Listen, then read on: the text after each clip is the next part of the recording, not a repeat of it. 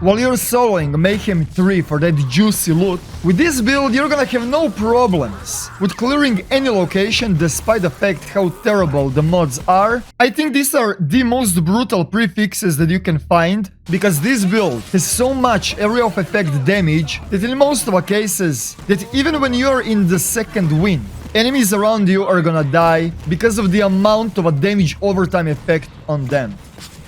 What is up, Scar Army? How's it going? Eroktic here. In today's video, I'm gonna show you my Elementalist Siren build that I was using while I was leveling in the Borderlands 3. So yes, this build is viable while you're leveling, but I didn't wanna rush out my guide with my build because I actually wanna have a clear picture and a full understanding what the hell is actually happening to give you as best as explanation as possible for my build. Now I'm gonna give a small disclaimer, game is out for a couple of days, but I was grinding really hard and trust me, I do know what the hell I'm talking about. Day 1, 21-hour livestream. Day 2, 22-hour livestream. Day 3, 12-hour livestream. And Day 4, 12-hour livestream. Which gave me total of a lot of hours with this build. Without any further ado, let me explain you my build.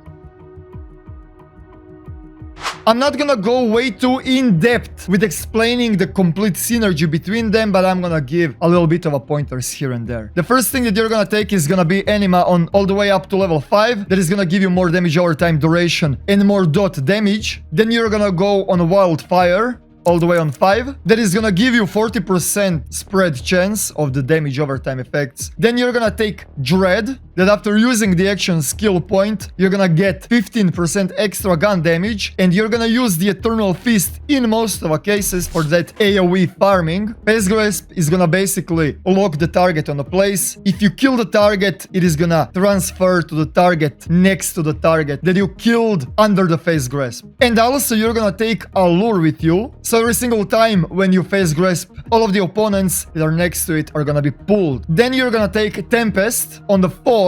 Tempest is gonna give you more elemental damage and more shock damage. You're gonna take Ricochet. Every third bullet is gonna get Ricochet, but when you're shooting Grasp target, every single bullet, almost every single bullet, is gonna be ricocheted. You're gonna also increase your magazine size by 20%. You're gonna take the Tempest on the 5 because you need all of that elemental damage and all of that shock damage possible. Next thing, you're gonna take Conflux all the way on 5. Every single time when you dot somebody with any kind of a status effect, there is a 42% chance that you're gonna also electrocute, ignite, or melt target. Conflux also has a synergy with the ricochets, which means all of that ricochets that are gonna happen are gonna also have a chance to apply any damage over time effect on the other enemies, and also the spread chance is gonna be also triggered and all of that good stuff. And you're gonna also take Forceful Expression, where you're gonna get bonus elemental damage based on the action skill element. In my case, Shock. You can also choose between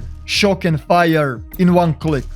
And you also did unlock Fist or Meter, you're gonna use that for the boss fights. The second skill tree is gonna be Mystical Assault. You're gonna go in the Violent Tapestry all the way on 5. Every single status effect that you're gonna apply is gonna give you status Rush. And that buff can stack up to 10 times, and you're gonna have no problems with getting those Rush stacks up. So with the max stacks of the Rush, you're gonna have extra 30% chance to apply damage over time on your enemies. The next thing that you're gonna take is gonna be Relentless. That is gonna give you 25% cooldown reduction on your skills. Second thing that you're gonna take is gonna be Ascendant. That is gonna increase the effect of Allure by double, which means you're gonna have a double effect of the Singularity to pull them in. The next thing that you're gonna take is going to be Reload Speed buff on the 4 out of 5, which means after using the Eternal Fist, you wanna deal as much as damage possible on your targets. And after using that skill, you're gonna have a buff for 8 seconds that is gonna basically give you double reload speed. It's brutal. The next thing that you're gonna take is gonna be Wrath on all the way on 3. That is gonna give you 40% increased damage after action skill use. And when you're under the cooldown, you're gonna have 20% extra gun damage. The next thing that you're gonna take is increased rate of fire on 8%, which is basically more damage. And the last 2 points, you can go in Remnant. And what Remnant is gonna do is when you have a lot of kills, and you're gonna have a lot of kills, you're gonna create homing missiles that are gonna have the effect of your action skill element. That is gonna again cause even more damage over time, basically. These are my weapons of choice. The last one, don't worry about it. I really don't need a fourth weapon at all. I'm just using those three. The first weapon of choice is gonna be Brainstormer, and this legendary is basically chain lightning of a shaman in the World of Warcraft. Basically, every single time when you're shooting, it is gonna create the chain lightning, and everything is gonna re-trigger all of those dots to the targets all the way around you. The next weapon of choice is gonna be Musket. This is basically a flamethrower, and it is dealing absurd amount of a damage. It is just insane for flesh. And the third one is a corrosive Trevontor, but basically those are my top 3 legendaries of choice. And for the fourth slot, I really do not know what to pick. Probably some kind of a grenade launcher that is gonna help me with the second winds. And a quick little tip since we are talking with the damage over time effects. I need to give a couple words about the irradiation. So basically every single time when your target dies under the phase grasp, if you're shooting with the radiation gun, that explosion that radiation is doing is gonna break the Eternal Fist. So that is the reason why I do not use radiation. I do not know if that is the bug or feature, but that is the reason why I'm staying away from the radiation. For my artifact of choice, I have 80% increased burn damage just to give as much as power to that musket because it is simply insanely good. I'm also getting shotgun damage while sliding. I'm also getting more incendiary damage with it. My legendary class mod is gonna give me 25% weapon damage, and of course it is gonna give me more dot damage and more dot duration. That is why it is so high, because it is 8 out of 5.